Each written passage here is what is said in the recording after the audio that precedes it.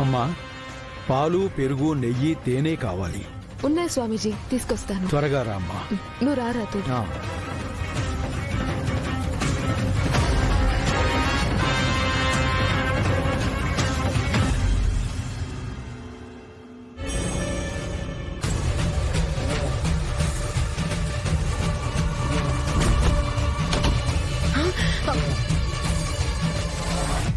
అమరేంద్ర, మరొక్క 5 నిమిషాల్లో అమృత ఘడియలు మొదలవుతాయి.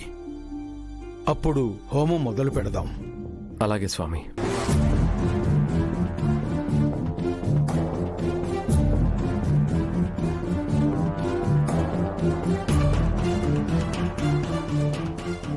ఫోన్ ఛార్జింగ్ లో పెట్టి ఫోన్ మర్చిపోయానే. డాడీ, మీరుండండి, నేను వెళ్ళి తీసుకొస్తాను.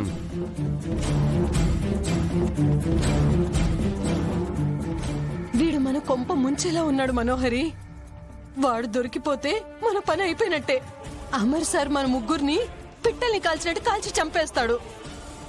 వెంటనే ఏదో ఒకటి చేసి వాణ్ణైనా బయటికి పంపించు, లేదా మనమైనా పారిపోదాం. ఇప్పుడు మనం బతికి బట్టగట్టాలంటే ఈ 2 దారులున్నాయి. ఆలోచించు.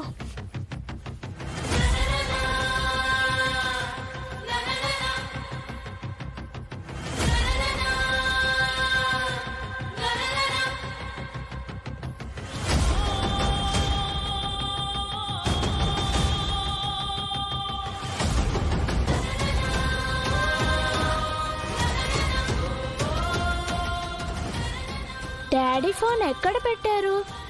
బుజ్జమ్మ, ఏం చేస్తున్నావు? డాడీ ఫోన్ మర్చిపోయారంటక్క, అందుకే ఫోన్ కోసం వచ్చాను. కానీ ఎక్కడ పెట్టారో తెలియట్లేదు.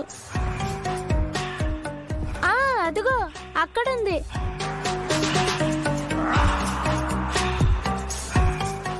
బుజ్జమ్మ, ఏంటక్క, నిన్న మనం మేడ పైన ఫుట్బాల్ ఆడుకున్నాం కదా? అవును. ఇప్పుడెందుకు చెప్తున్నావు? ఆట అయిపోయాక బాల్ అక్కడే వదిలేసి వచ్చాం.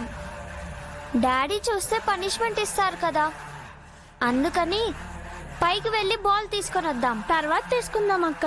ఇప్పుడు ఇంట్లో హోమం జరుగుతుంది కదా, కిందికి వెళ్దాం. ఎప్పటి పని అప్పుడే పూర్తి చేయాలి బుజ్జమ్మ, లేదంటే డాడీ కోపం వస్తుంది.